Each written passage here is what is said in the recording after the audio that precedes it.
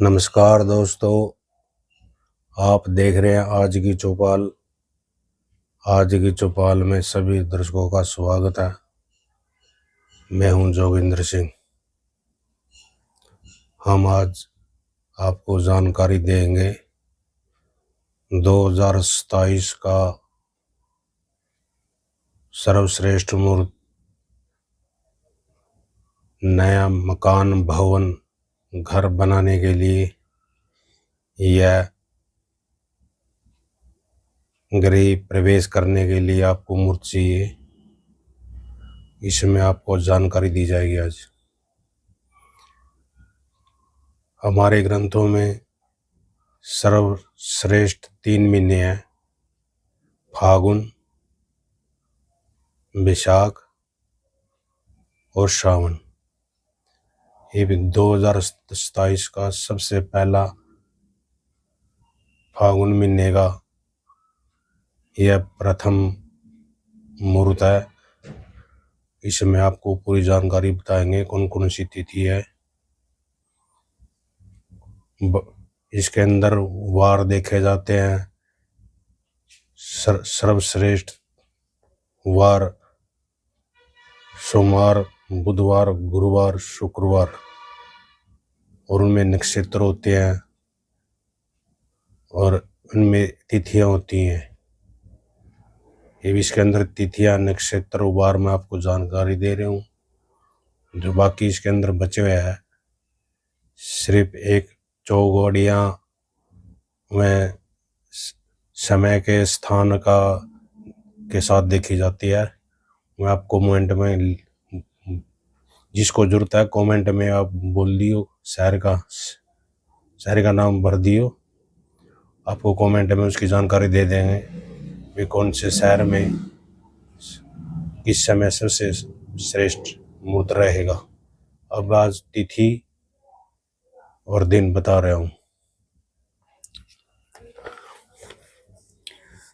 सबसे पहले 26 फरवरी शुक्रवार को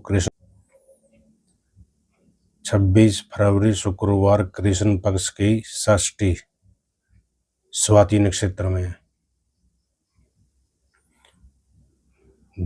दूसरा मुहूर्त है 4 मार्च गुरुवार को, ये भी कृष्ण पक्ष की है। यह द्वादशी तिथि है, उत्तराषाढ़ा नक्षत्र में है।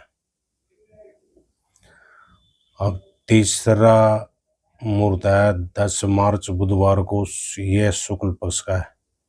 शुक्ल पक्ष का कृष्ण पक्ष से अच्छा होता है। अगर आप 26 फरवरी 4 मार्च को नहीं कर रहे हैं तो आप 10 मार्च को कर सकते हैं। 10 मार्च को बुधवार को शुक्ल पक्ष की तृतीया, उत्तर भारतपद नक्षत्र है। अगर आप इस नक्षत्र में आप अपना भवन बनाने के लिए इस मुहूर्त को आप प्रयोग करेंगे तो इसमें शुभ धन धान्य वृद्धि करने वाला होगा। इस घर में किसी प्रकार की कोई कमी नहीं रहेगी। ये बहुत अच्छा मुहूर्त है। उसके बाद फिर 11 मार्च गुरुवार को शुक्ल पक्ष की पंचमी रेवती नक्षत्र में पड़ रहा है यह मुहूर्त। यह भी बहुत सर्वश्रेष्ठ मुहूर्त है।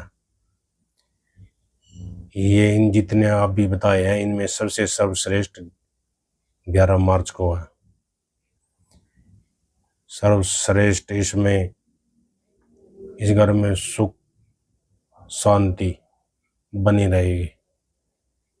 ये अच्छे मुहूर्त हैं। मुहूर्त और भी आते हैं, हर महीने मुहूर्त आते हैं। हर महीने भवन बनते रहे हैं, नए भवन की नींव भी रखी जाती है और आए हफ्ते भी निकल जाएंगे। मजबूरी उसका होता है काम, मजबूरी में काम चलाऊ मुहूर्त होते हैं। जो सनातन के सभी ग्रंथों में जो जहाँ पर पंचांग के अंदर जहाँ पंचांग आता है, पंचांग के अंदर जो जानकारी है सर्वश्रेष्ठ सिर्फ 3 महीने हैं। अगर किसी ने अच्छे मान ले कोई अपने मकान पर करोड़ों रुपये लगा रहे हैं, लाखों रुपये लगा रहे हैं, तो आप ये अच्छे बेस्ट मूर्त क्यों नहीं आप अपनाओ इनको, अच्छे मूर्तों को। 3 महीने है, काम बाद में होता रहेगा। मूर्त वाले दिन उसकी अपनी भूमि पूजन करो और उसका भूमि की नींव रखो। सिर्फ 3 महीने हैं सबसे अच्छे। बार बार मैं हर वीडियो में कहता हूँ 3 ही सबसे सर्वश्रेष्ठ मुहूर्त है। पहला महीना है फागुन का, विशाख का, और तीसरा महीना है सावन का। अब 2027 का ये पहला महीना सावन, ये 2027 का पहला महीना जो आ रहा है, ये फागुन महीने का पहला मुहूर्त है। इस मुहूर्त के अंदर आप 4 दिन अलग अलग, आप किसी भी दिन इसको बना सकते हो जो से आपने अच्छा लग रहा समय के अनुसार। 2 कृष्ण पक्ष के हैं, 2 शुक्ल पक्ष के हैं। शुक्ल पक्ष वाले कृष्ण पक्ष वाले से और अच्छे होते हैं। बाकी जो आपने 4 बताए हैं इसमें दिन भी देखे हैं, तिथियां भी देखी गई हैं, नक्षत्र भी देखे गए हैं। शुक्ल पक्ष कृष्ण पक्ष भी देखा गया। सिर्फ इसके अंदर 2 जानकारी बची हुई है।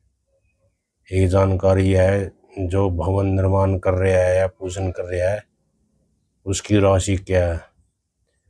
अगर उसकी कोई भी राशि है, उस राशि को किसी स्थानीय पंचांग देखने वाले को पूछ लेना, क्या मेरा चंद्रमा उस दिन 6, 8, 12 में तो नहीं।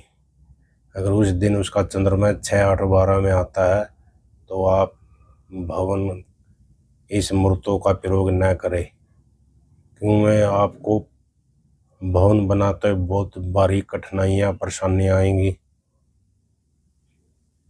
एक बार वह जरूर देख लें। साथ में अपने शहर के समय के अनुसार किस समय करना है उसकी जानकारी जब भी प्राप्त होगी जब आप अपने शहर कमेंट में अपना शहर का नाम लिखेंगे।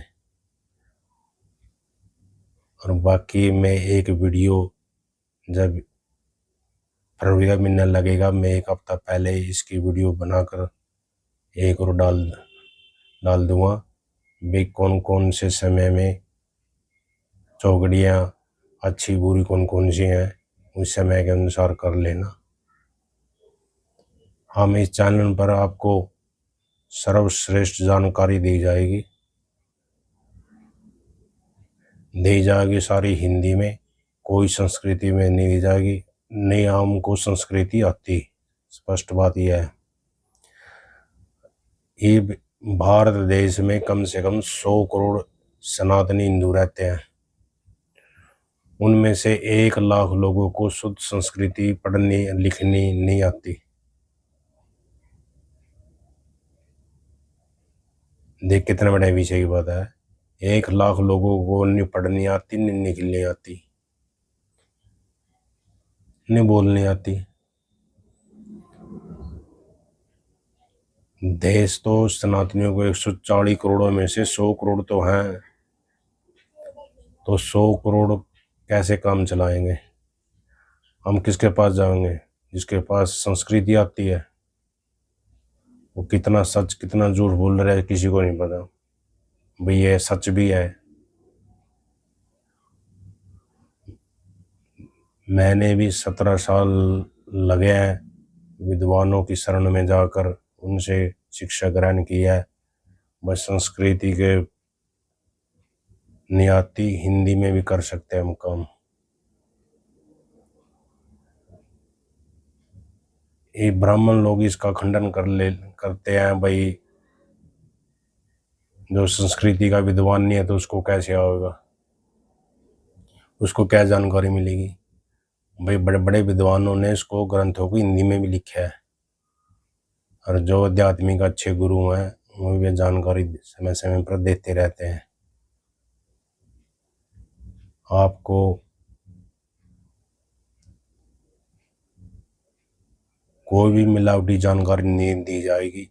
जितनी दी जाएगी सच और असली शुद्ध दी जाएगी। भगवान को सभी भाषा आती हैं। यह नहीं है कि जिसको संस्कृति नहीं आती भगवान उनको उनके संपर्क में नहीं होता या उनके भाव नहीं जानता। जो यह प्रकृति है, जो भगवान की जो स्वरूप और जो रूप है, वह हर प्रकार की भाषा भाव सबको जानता है, सबको समझता है। आपको अगर संस्कृति भाषा नहीं आती, हिंदी तो आती है, हिंदी में आप जानकारी ले खुद ले। अरे आजकल सोशल मीडिया का ज़माना है, इसमें इंटरनेट के अंदर आपको सच्ची जानकारी दी जाएगी, झूठी भी जानकारी दी जाएगी। झूठी जानकारी ज़्यादा दी जाएगी, झूठ का हमेशा प्रचार होता है, सच को हमेशा दबाया जाता है। दबाया जाया जा सकता है, मतलब वह खत्म नहीं होगा। नमस्कार दोस्तों, सभी को शुभ अनुरोध प्रार्थना, मेरे चैनल आज की चौपाल को सब्सक्राइब करें, लाइक और कमेंट करें।